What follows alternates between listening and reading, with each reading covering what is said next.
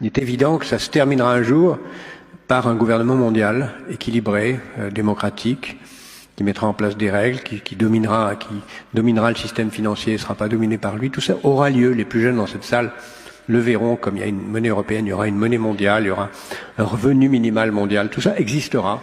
À mon sens, l'humanité va se diviser en 3 catégories.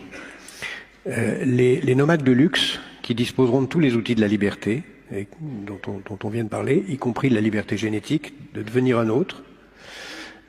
Ceux-là, ils vont être peut-être 100 à 150 millions, ils auront tous les moyens du mouvement absolu, déraciné, libre, mais la liberté, le déracinement sera un luxe et non pas une souffrance.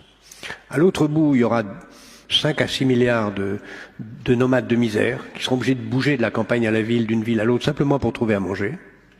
Et au milieu, il y aura une catégorie centrale, une sorte de classe moyenne, qui vivra dans l'espérance illusoire de rejoindre les nomades de luxe et dans la terreur réelle de basculer dans l'infranomadisme.